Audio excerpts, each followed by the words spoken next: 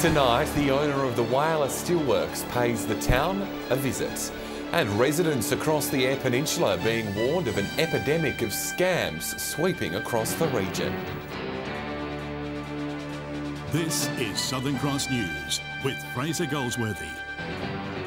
Good evening. Wireless steelworks owner Sanjeev Gupta has jetted into the region. It comes at a time when the cameras are rolling on a documentary telling the story of REM's administration crisis. Donning his high-vis, Sanjeev Gupta looked like any other wireless steelworks worker today. He met community leaders and members of the business sector at a mayoral function. He says he's looking forward to increasing his interaction with Wireless. It's been intermittent. It's good to get everybody in one sitting. It's nice. Our engagement with the community will increase multifold. Just come and say hello to him. We've got business sector represented. We've also got the community sector. It also served as a chance for cameras to start shooting a documentary about the city. ABC's Australian Story is in town, filming for an upcoming episode which will focus on the town's journey. I think it's very important for everybody to know the story, for everybody to understand, and especially as a lot of people don't believe in it. Mayor Brewer says it's a fantastic opportunity for Wireless to tell its phoenix from the ashes story. That's great news for us and great publicity for us, and shows the confidence that he has in our future. Wireless Chamber of Commerce got its first chance to speak with the new steelworks owner. It says the entire business community will grow alongside any expansion plans. Understanding where the plans are, where they sit and how they'll move forward, because that is the way that we need to look at it. John Hunt, Southern Cross News. With National Scams Awareness Week underway, local tech experts are warning the region is in the midst of a scams epidemic. Hundreds of Port Lincoln locals are getting caught out every month, with some losing several $1,000s. Think you won't get caught by a scam? Think again. Scammers are becoming increasingly clever at hooking unsuspecting members of the public in.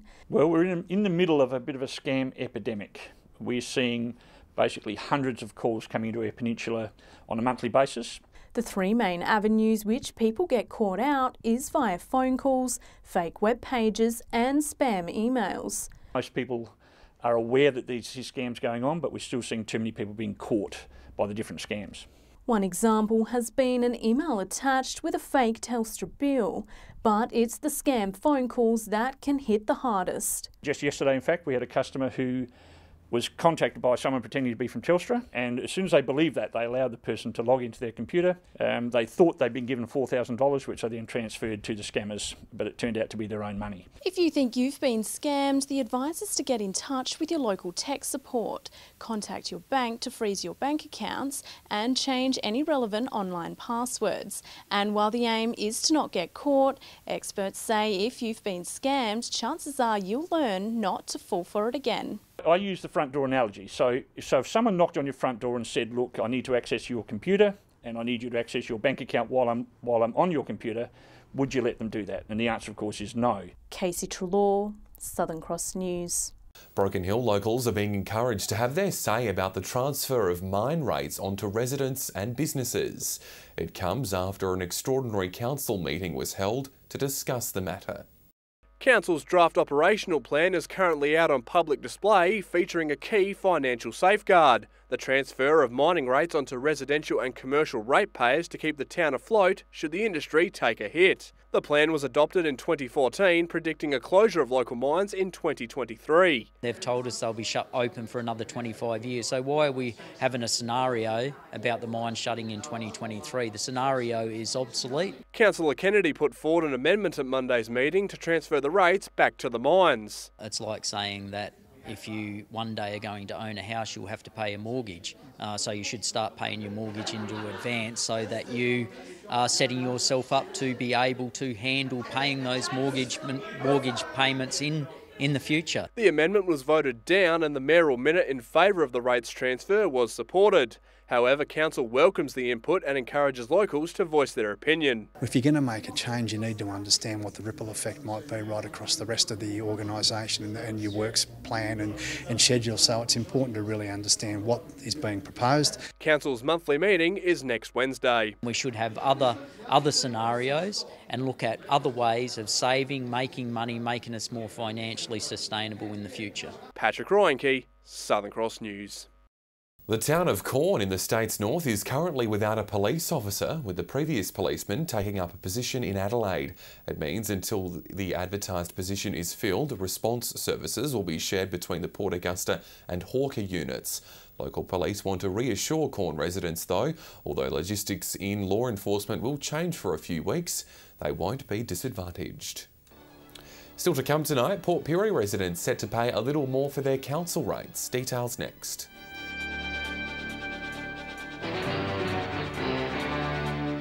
Port Pirie residents will soon pay more for their council rates, but the local council says it's a modest rise in a bid to continue to see more redevelopments across town.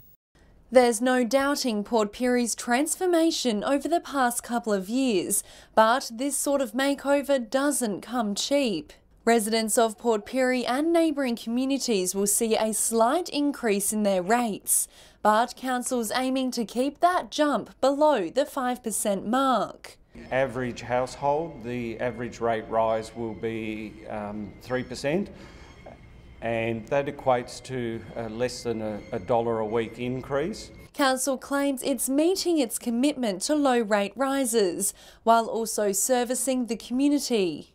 And allows us to do major improvements across the council area and to continue to deliver our regular services. It says it'll help it host the 2019 Masters Games, as well as complete extensive road and footpath improvements around council's district. Significant investment by the council on behalf of the community. This year, the council's business and budget plan will be taken on a roadshow to all major communities within the district for feedback. So normally we hold a single public meeting. This year we want to work with 4 community associations across the council area. Community members are encouraged to have their say on the proposed rate increase. Council will be hosting meetings until June 13. Rachel Nell, Southern Cross News. The Crystal Brook Library is set to receive a much-needed $400,000 upgrade. The existing building will become a meeting room for the community, while the old Rural Council office will now become the library. More modern furniture and fittings. There will be an IT area as there is now with the Wi-Fi available, but it'll also provide our library staff with more comfortable surroundings to work in. It's expected the new facility will be open to the public by August. Residents across the Eyre Peninsula are being reminded of a wig library for cancer patients. The Whyalla Pink Spirits group says it can help take the weight off during a stressful time. This month has seen a focus on blood cancers, along with some local fundraising for breast cancer. Being diagnosed and treated is a stressful time for patients, but watching their hair fall out can be especially difficult. And you sort of feel as if you're on this whirlwind of a trip and you've got no control. Whylla's Pink Spirits have a way to help sufferers take back some control.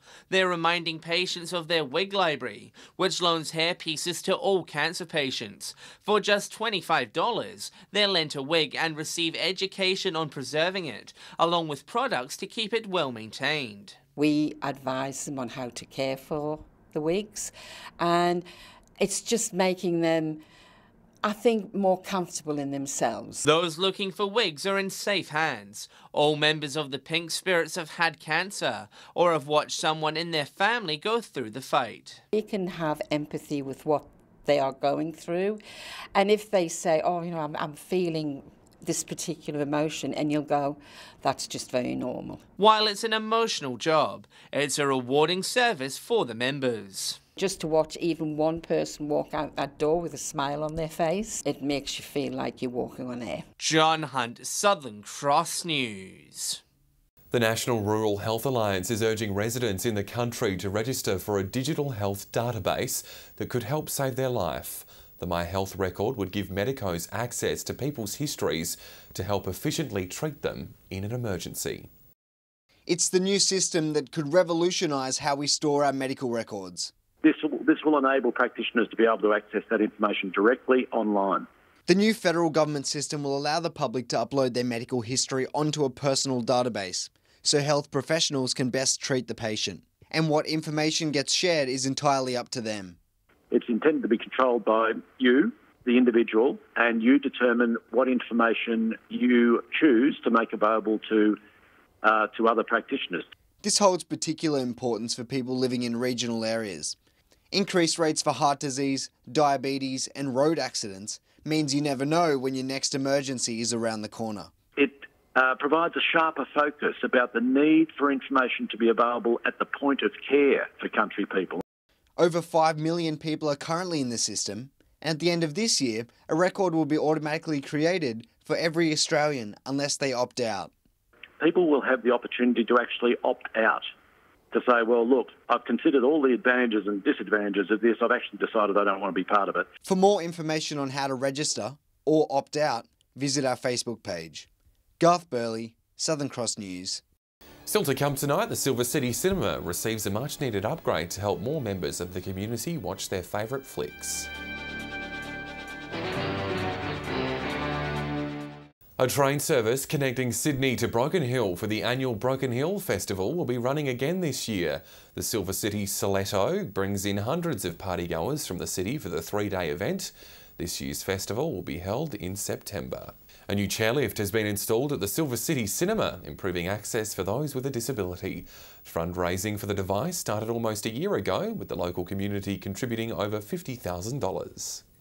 A long time coming, but it's finally in place. 12 months we've waited and we've finally come to the place where we've got it installed, as you can see behind me. Installation of the new chairlift started on Monday, with crews wrapping up last night. The elevator is fitted against the staircase wall in the foyer, a trip from bottom to top taking a couple of minutes. This chairlift will help the elderly who cannot climb stairs, as they can sit down and we can lift them up. Disabled people in wheelchair now, they can roll onto it and we can lift them up. The Silver City Cinema had been wanting to install a device like this for some time, to allow everyone to watch movies from the cinema's top tier. I don't like sitting downstairs. It's too loud and it's just too close, and people do get headaches. Now they can sit upstairs in peace. The local community raised $58,000 to fund the project, with everyone from kids to big businesses lending a hand. Everyone contributed, which was great. And Ashton has a message for those who donated. Look, from the bottom of my heart, thank you everyone from Broken Hill. Thank you so much. We couldn't do it on our own, but you guys did it for us, and we really, really appreciate it. Patrick Reinke, Southern Cross News. A group of keen stargazers in Port Augusta mingled at the Scout Hall last night and dusted off their telescopes to try and break a Guinness World Record. As part of a wider group of participants across Australia, the aim was to become the new record holders of the most people looking at the moon. We had nearly 30 people staring to the moon for 10 minutes, so it was great. It was a great turnout, really. It'll be a few days before the group finds out if the attempt was successful. Time now for this week's Fish and Tips.